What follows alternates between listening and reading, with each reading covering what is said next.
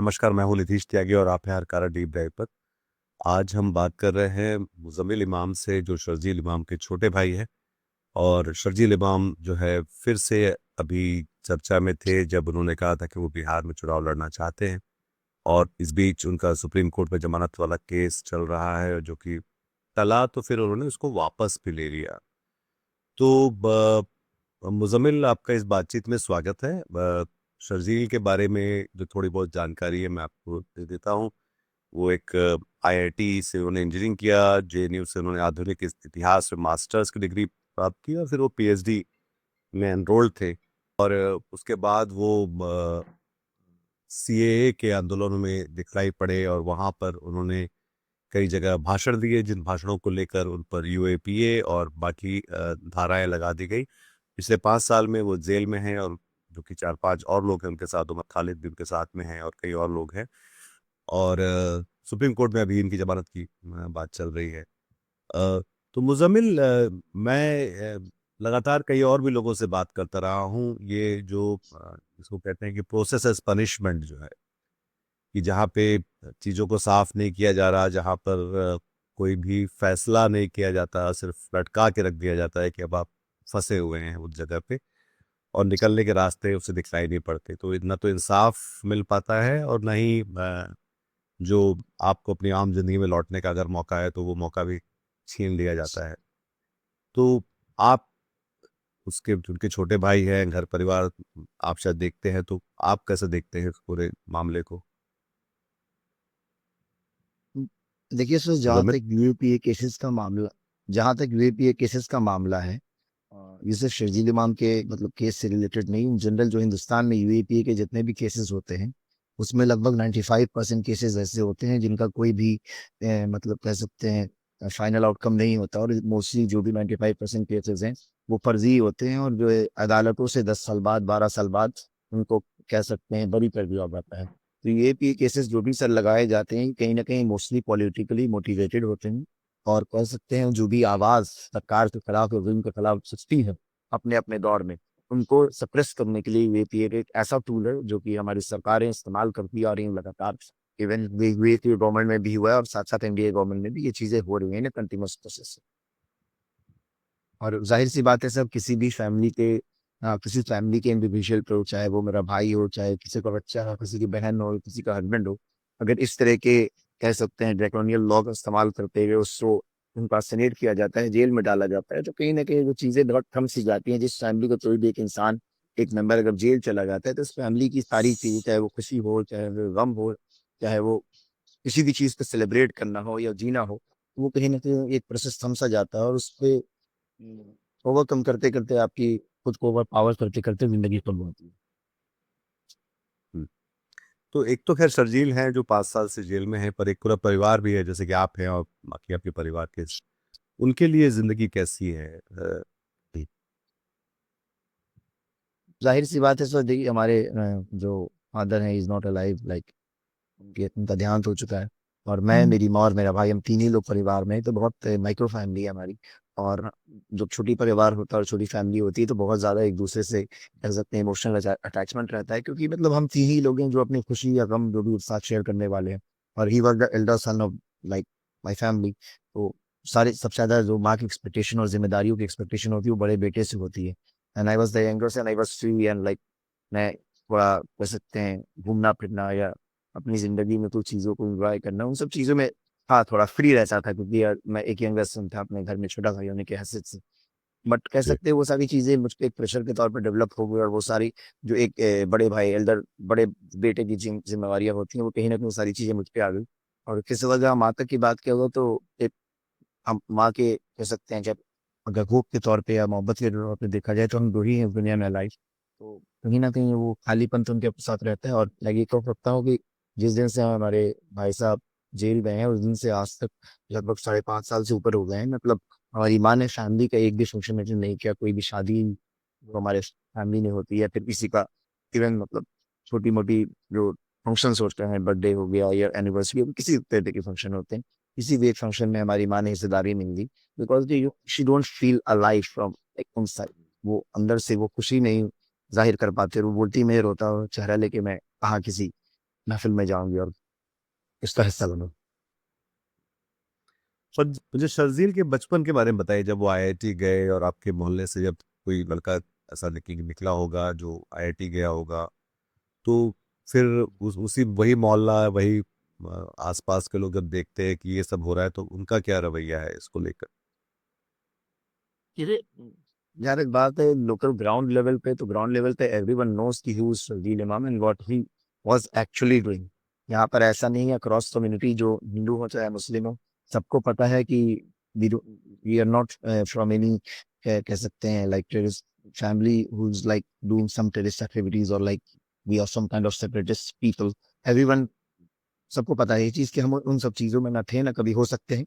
हम क्योंकि हमारे हमारे मतलब जनरेशनल चीज़ों को भी देखा दो तो हमारे 12 साल मेरे ब्रदर सरपंच रहे हैं। हमारे वालिद साहब ने लगभग 30-35 साल अपनी ज़िंदगी पॉलिटिक्स में दी, आर अक्रॉस कम्युनिटी उन्होंने काम किया लोगों के लिए, और मैं भी इन चीज़ों में एक्टिव हूँ। इवन मतलब बैक फ्रॉम 2017 शायद ये CNRC और भाईगन के रेस्क्यू के ताल्लुक से हम कंटिन्यूस सक्सेसफुली वर्क में और लोगों के बीच हैं। तो वो सारी चीज़ें इस बात की को सतता लोगों के जहन में भी कहते हैं ना जाहिर एक इमेज दिखाती है कि हम किस तरह के लोग हैं, क्या हमारी सोच है सोसाइटी और कम्युनिटी और देश को लेकर के। तो उन सब चीज़ों से बहुत अच्छे तरह से लोग वाकिफ़ हैं, और सबका यही कहना है कि एक ब्राइट स्टूडेंट, एक होनहार स्टूडेंट जो देश के लिए और अपनी कम्युनिटी के लिए बहुत कुछ कर सकता था, उसको 5 साल से बेवजह 5.5 साल से जेल में कैद करके रखा हुआ है। अभी जो सुप्रीम कोर्ट में जो जमानत की जो बात चल रही है उसको लेकर अभी आपको क्या उम्मीदें हैं आपके घर में और आपके साथियों के बीच में?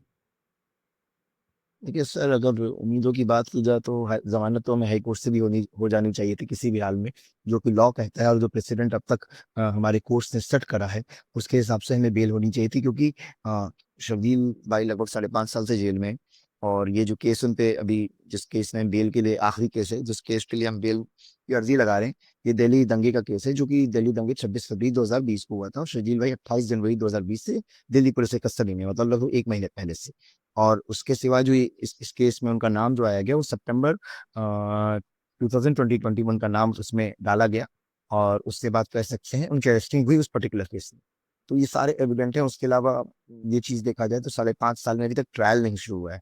ट्रायल छोड़िए, चार्जेस फ्रेम नहीं हुए। चार्जेस फ्रेम होने के बाद ट्रायल शुरू होगा, उसके बाद लगभग 1,000 से ऊपर गवाह हैं। तो अगर उनको एग्जामिन और क्रॉस एग्जामिन भी अगर हम करना शुरू करें, तो हम, जहां तक मुझे महसूस होता है कि 1 महीने में 3-4 गवाह से ऊपर नहीं हो पाएंगे। मतलब साल में आप कितना भी अगर कर लीजिएगा तो 50 गवाह से ऊपर नहीं हो पाएगा। आप समझ लीजिए सर, 1,000 गवाह को करने के लिए 20 साल लगेंगे, और 20 साल बाद आप बोलिएगा कि एक इंसान तुम बेगुनाह हो। तो वो तो फिर जस्टिस डिलेज जस्टिस डिनाइड वाली जो सर आपने जिस कपलर से शुरुआत किया था, वो वहीं पे ये बिल्कुल लागू होता है कि जब ट्रायल शुरू भी नहीं हुआ है तो बेल तो हमारा राइट है। और ये सारे जो भी अब तक प्रेसिडेंट है सुप्रीम कोर्ट के द्वारा और जो भी पास ऑर्डर्स है वो सारी चीजें यही कहती हैं। बट उसके बावजूद हाई कोर्ट ने जेल क्यों नहीं लिया, क्या उनका व्यू पॉइंट था, वो बेहतर समझ सकते हैं। बट हम सुप्रीम कोर्ट से उम्मीद रखते हैं कि वो अपने जो पास्ट प्रेसिडेंट जजमेंट्स रहे हैं, कम से कम उनको मद्देनजर रखते हुए वो चीज हम पे भी लागू होगी। हम्म। और इसमें जो पूरा एक एक जो दूसरा, सपोर्ट रहा है, मतलब एक काफी सारे लोग हैं जो सिविल सोसाइटी के हैं और कुछ मतलब अ, समुदाय से भी, पर मैं ये देखता हूँ कि जो पॉलिटिकली लोग काफी खामोश रहे हैं इस पूरे मामले में। जो खास तौर पे जिनको जो चाहे चाहे वो पक्ष के हो विपक्ष के हो, आप भी एक पार्टी से जुड़े रहे जो कि दरअसल अब हम देख सकते हैं कि वो कैसे उन्होंने पल्ला लगभग झाड़ लिया है मुस्लिम समुदाय से आपके राज्य में भी। तो उनका उसके बारे में क्या कहते हैं कि जो लोग जैसे हैं, जो लोग समर्थन में हैं और जो लोग चुप हैं, और जो लगभग जो दरअसल एक तरह से शामिल भी है इस तकलीफ में जो आप लोगों को दी जा रही है? देखिए जहाँ तक तो स्पेसिफिकली मैं शर्जील इमाम की अगर बात करूँ, तो शर्जील इमाम भाई के साथ हमेशा एक कह सकते हैं दुर्व्यवहार रहा है, मतलब अनटचेबल वाला बिहेवियर उनके साथ फ्रॉम द डे बन रहा है। जब सिविल सोसाइटी के लोग, जब शर्जील इमाम was the first person who got arrested like on 28 जनवरी 2020, उसके बाद सर खालिद सैफी और वगैरह जो भी गुलफिशान सारे लोग अरेस्ट हुई थी, दो महीने बाद, लगता है मार्च या अप्रैल के महीने में, पोस्ट कोविड कोविड का एंड था I think, as I remember. उस दौरान तक, जुलाई अगस्त के महीने तक, जब भी ये पोस्टर्स रिलीज होते थे रिगार्डिंग जो इन लोगों की अरेस्टिंग होती थी, उसमें शर्जील इमाम इमाम नदारत रहते थे। ये सिविल सोसाइटी का भी रवैया जो शर्जील इमाम को लेकर के है, वो इनिशियली बहुत ही नकारात्मक था। और कह सकते हैं ये सारी चीजें धीरे धीरे जब चेंज हुई, जब हम एज ए इंडिविजुअल हम लोगों ने लिखना शुरू किया और शर्जील इमाम के आइडियाज और उनके जो स्पीचेस हैं उसके क्लिपिंग बना के प्रोपोगेट करना अमंग्स द पब्लिक, हमने वो पेनिट्रेशन किया पब्लिक तक की। तो ये हकीकत है, इसको आप समझिए, इसको आप पहचानिए। तो फिर जब आवाम का हमें सपोर्ट आया तो फिर कहीं ना कहीं सिविल सोसाइटी थोड़ा थोड़ा कह सकते हैं हमारे साथ जुड़ना शुरू की। नहीं तो अगर बात किया जाए कौम के लीडरों की, तो सबसे पहले तो हमारी ओवैसी साहब ने मुखालफत कर दी थी फ्रॉम द डे वन। जब तहवील की अरेस्टिंग छोड़ी, वो जिस FIR होता है सबसे पहले मुखालफत अगर किसी की आती है भाजपा वालों की सिवा, तो वैसी साहब की आती है। बाकी सारे लोग खामोश थे। रही बात आपने बोला जिस पॉलिटिकल पार्टी से मैं अटैच था, तो मैं अटैच था, बट मैंने 2019 में बिफोर क्या कर सकते हैं जो जनरल इलेक्शंस थे मैंने रिजाइन कर दिया था। तो जाहिर सी बात है कि उनकी आइडियोलॉजी और थॉट प्रोसेस से मुझे कुछ दिक्कतें हुई, तभी मैंने सब पार्टी छोड़ी। तो मैं बहुत ज़्यादा एक्सपेक्टेशन उनसे नहीं रखता। हाँ, रही बात कुछ पार्टीज ने अक्सर हमारी डिमांड्स को, या कह सकते हैं हमारी मतलब जो जुल्म हो रहा है हम उसके बारे में बोला है, जिसमें RJD के मनोज झा अक्सर संसद में 2-3 मरतबा उन्होंने अपनी स्पीचेस में शर्जील इमाम के बारे में खासकर और उमर खालिद मीरान के बारे में जिक्र किया है। और हमारे तृणमूल कांग्रेस की महुआ मोइत्रा ने उनके बारे में बहुत जिक्र किया है, शर्जील भाई के बारे में अक्सर। तो I am thankful to them कि एटलीस्ट किसी के मुंह में तो जबान है, कोई ऐसी पॉलिटिकल पार्टी हिंदुस्तान में एग्जिस्ट करती है कि जो कम से कम इन लोगों के बारे में बात करना चाहती है और बोलना चाहती है, क्योंकि उन्हें पता हो कि ये जुल्म हो रहा है और नाइंसाफी का ये कह सकते हैं पूरा एग्जाम्पल है। और शर्जील के ये जो दिन है ये कैसे शर्जील करते हैं वो लोग, वो क्या करते हैं जेल में अभी इन दिनों? उनकी उनकी दिनचर्या कैसी रहती है जब भी आप मिलने जाते हैं उनसे, क्या बताते हैं आप? एक बहुत कॉमन सी बात है सर, बोलते हैं कि हर इंसान को ऊपर वाले ने कुछ ना कुछ रोल दे के पैदा किया है। हर इंसान की जिंदगी में एक उसकी हमारा मानना है एज अ मुस्लिम कि इंसान जब पैदा होता है तो उसकी तकदीर लिखी जा चुकी होती है। इंसान अपनी मेहनत से उसमें वैरायटी और वेरिएशन कर सकता है, बट तकदीर इंसान की लिखी रह जाती है कि इसकी हयात कब, मतलब कब पैदाइश और कब मौत है। और उस बीच में जो भी सारी चीजें होती है वो सब तय होती है पहले से। हमारा एक ईमान है इस चीज को लेकर के। तो वैसे मुझे महसूस होता है कि फजल इमाम को जब ऊपर वाले ने बनाया तो उसमें ये खासियत थी कि उनको किताबों से बहुत मोहब्बत रही है। और मतलब एक इंसान, मतलब जब किताबों से मोहब्बत होती है तो उसके लिए वक्त काटना बहुत आसान हो जाता है।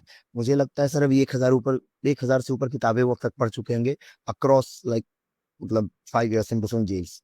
हाँ, और उसके बाद सर वो डिफरेंट लैंग्वेजेस की हैं, वो अरबिक पढ़ते हैं, फारसी पढ़ते हैं, बंगाली पढ़ते हैं, जर्मन की लैंग्वेज की पढ़ते हैं, असमीज उन्होंने असम में रह के सीखा। तो he is more into books and more into like जितना नॉलेज मिल जाए मतलब अराउंड, तो वो सारी चीजें उनका वक्त काटता है। उसके सिवा वो बैडमिंटन खेलते हैं वगैरह, ये सारी चीजें आप कैजुअल। हम्म। तो फिर ये चुनाव लेने की बात कहाँ से आई, चुनाव लड़ने की, फिर उसके बाद वापस लेने का, इसका क्या, ये क्या हुआ बीच में जो जो सुनने को मिला? देखिए, चुनाव चुनाव लड़ने का सर जो प्लान है वो काफी पहले से चल रहा था, जनवरी जनवरी से। इनिशियली मतलब हम देख रहे थे क्या सिस्टम है, क्या तरह किस तरह की चीजें हो रही है। हम चाहते थे कि हम बाहर आए तो हम अपनी चीजों को वर्कआउट करें और लोगों के बीच जाएं और समझे कि क्या सिनेरियो चल रहा है और कैसे हम तंजील लेता ऑर्गेनाइजेशन ऑथेंटिक या किसी पॉलिटिकल पार्टी के साथ भी हम अलाइन करके अपने थॉट प्रोसेस को अगर प्रोपोगेट करने का स्पेस हमें मिलता है तो हम उस चीज को कर पाए। बट बीच में सर ये बेल का हाई कोर्ट वाला इलेक्शन वाला मामला हो गया और हम तैयारी इसकी जनवरी से कर रहे थे और 3-4 महीने मैं खुद भी ऑन ग्राउंड पे था सर वहाँ पे बहादुरगंज में, और मैं कैंपेनिंग कंटिन्यूसली कर रहा था हमारी टीम के साथ। बट जब हाई कोर्ट से वो बेल रिक्वेस्ट होता है तो हम सुप्रीम कोर्ट में हमारा बेल पेंडिंग हो और हमने लोअर कोर्ट में सर अप्लाई करा पेरोल के लिए। तो बट पेरोल में भी हुआ क्योंकि जो प्रेसिडेंट ऑर्डर है वो ये है कि अगर आपको हाई कोर्ट में बेल पेंडिंग है तो आपको किसी भी तरह की अगर राहत चाहिए होती है तो आप लोअर कोर्ट से नहीं ले सकते, आप सुप्रीम कोर्ट भी ले सकते हैं। और हम थोड़े मिसइन्फॉर्म तो इस पर्टिकुलर ये ऑर्डर के बारे में, तो हमने लोअर कोर्ट में फाइल किया। उसके बाद लोअर कोर्ट में डेट आती है तो उससे पहले हमें ऑर्डर रिसीव होता है तो हमें विड्रॉ करना पड़ा। और उसके बाद हम सुप्रीम कोर्ट में जाते और फिर हम कोई भी ऑर्डर लेके फिर सारी तैयारी कर पाते, उसके लिए बहुत लेट हो चुका था क्योंकि 17 तारीख को नॉमिनेशन और 20 तारीख बस 20th was the last date. तो वक्त नहीं था कि हम नॉमिनेशन भी फाइल कर पाए और पेपर भी तैयार कर पाए, शबीर भाई का बेल भी हो पाए, पेरोल के अमाउंट भी जमा कर पाए। जब बस an number of things, because वहाँ पे भी ह्यूज अमाउंट ही जमा करना पड़ता हमको। एज आई रिमेंबर दिल्ली में जो पेरोल मिला था पर वो 3.5 लाख रुपए दिन के आसपास का मिला था। तो we are coming to Bihar, मुझे लगता है वो 5 लाख रुपए दिन के हिसाब से होता। तो अगर 10 दिन हमें पेरोल चाहिए तो 50 लाख रुपए हमें जमा भी करना है। तो वो सारी चीजें थोड़ा एक टफ टास्क हो जाता है, बट ठीक है। जो जो कहते हैं तकदीर में होता है सब नहीं होता। वो शायद may be this not the right time to contest. तो ये विल लाइक प्लान फॉर आपने फ्यूचर एंड गिव लाइक आपने जो एक्चुअली प्लान। सीट भी जो चुनी आपने, वो अपने जहानाबाद के बाहर की बहादुरगंज की चुनी, तो वहां से कोई पुराना जी, रास्ता रहा है आप लोगों को? नहीं पुराना रास्ता नहीं है, बहादुरगंज ये शुरू होता है सर, क्योंकि हमारा जो CNRC का पूरा मूवमेंट रहा था वो 3 एरिया स्पेसिफिक रहा था। वो था आपको सीमांचल बेल्ट, बिहार का बॉर्डर, दूसरा बंगाल का बॉर्डर और तीसरा असम का बॉर्डर। यही 3 ऐसी जगह है जो बंगाल से बॉर्डर से कनेक्ट करता है और जहाँ पे बहुत आम तरीके से लोगों को सोसाइटियाँ बोल के उनको ज़लील किया जाता है या फिर कहते डिफेम किया जाता है। इस वजह से हमारा जो टारगेट था कि हम इन्हीं 3 जगह में से कहीं एक जगह हम अपने आप को, अपने आइडियाज़ को प्रोपेगेट करेंगे और हम यहाँ पे फाइट करेंगे for the future of sports. That is the reason Bihar हमारी जन्मभूमि है और जहाँ बिरगंज द्वार का रिश्ता है। तो और बिहार खासकर वो बहादुरगंज वो एरिया आता है जहाँ पर सारे जिस जिस वजह से हिंदुस्तान में इस एनआरसी का इतना बड़ा हुआ बनाया गया, इसमें बहाद किशनगंज का एरिया और सीमांचल का एरिया बहुत बड़ा रोल प्ले करता है, क्योंकि उनका टारगेट वो रहा है।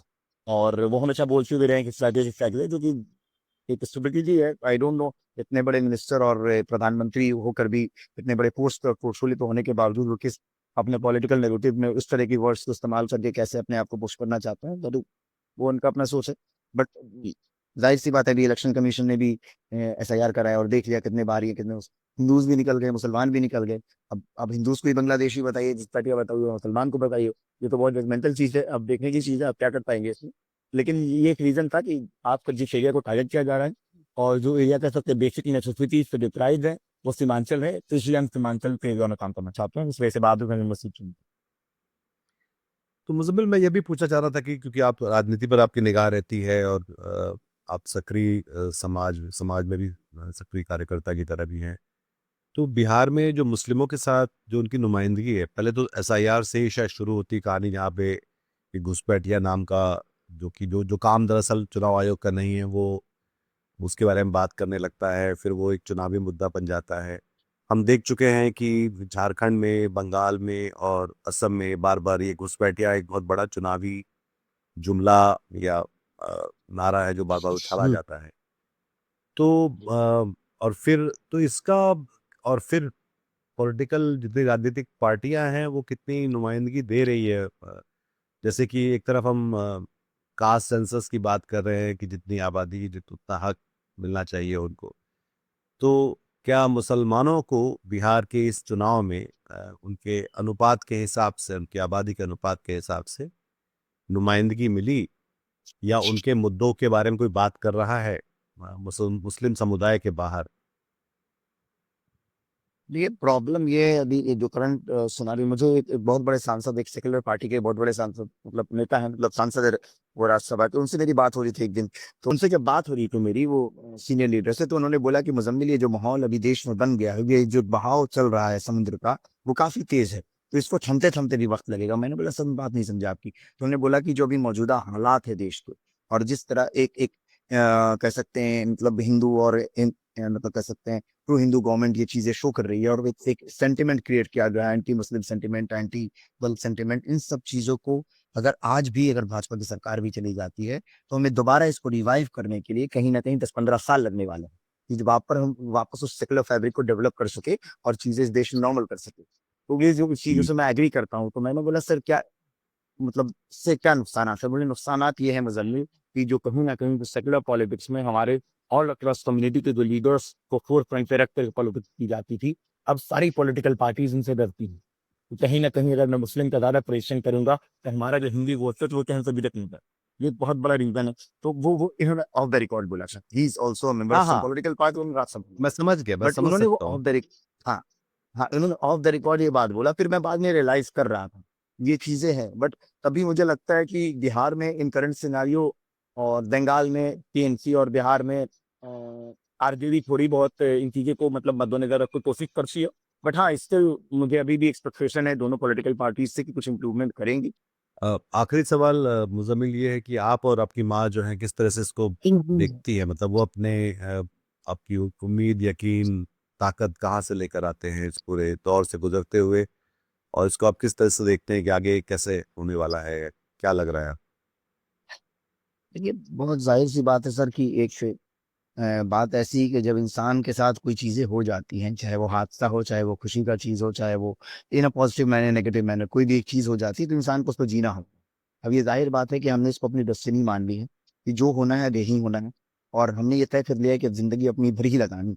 तो अब हमें फर्क नहीं पड़ता, जो जो एक कह सकते हैं कि एक बुरा वक्त है वो कट जाएगा और अंधेरा छटेगा, रोशनी आएगी, वही वाला हिसाब है sir. We are just waiting for the sunshine की एक नए सवेरे में उठेंगे और एक उजाला दिखेगा और सब चीजें बदल चुकी होंगी। यही बात है, हिम्मत टूटनी थी तो हिम्मत अभी वैसी ही है।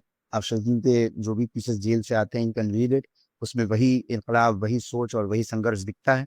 और जेल के बाहर जो चीज़ें मैं उनकी चाहे वो उनकी प्रेज़ेंट कर रहा हूँ, चाहे जो इंडिविजुअल अपनी थॉट प्रोसेस को प्रेज़ेंट कर रहा हूँ, वो भी अभी तक सेम है सर। तो हमें बहुत ज़्यादा फ़र्क नहीं पड़ा। ज़ाहिर-सी बात है, एक फैमिली का मेंबर हम हैं, तो इमोशनल और फाइनेंशियल ब्रेकडाउन्स थोड़े होते हैं इसको लेकर के, बट ठीक है, it's fine and we are coping with the situation and we will actually conquer every battle I think. बहुत शुक्रिया मुज़म्मिल इस बातचीत में शामिल होने का, और आपका भी बहुत थैंक यू वेरी शुक्रिया मच। इस बातचीत को सुनने का, जो कि बहुत ज़रूरी बात है इस समय, जिसके बारे में एक तरह से समाज और हमारी सियासत उसको लगातार अनदेखा करते हैं, उसके बारे में बात करने से कतराते हैं। पर ऐसे बहुत सारे लोग हैं हिंदुस्तान में जो इस प्रोसेस एज़ पनिशमेंट का शिकार हो रहे हैं, और जिनको दर्ज करना भी ज़रूरी है और उसके बारे में अपनी समझ बनाना भी ज़रूरी है। अगर आपको ये बातचीत पसंद आई तो इस कार्यक्रम को लाइक करिए, इस चैनल को सब्सक्राइब करिए और अपने हमख़याल लोगों के साथ उसको साझा भी करिए। अपना ख़्याल रखिए। बहुत शुक्रिया आपका। आज की ताज़ा खबर, आज की ताज़ा खबर, आज की ताज़ा खबर। आओ काका जी इधर, आओ मामा जी इधर, सुनो दुनिया की खबर।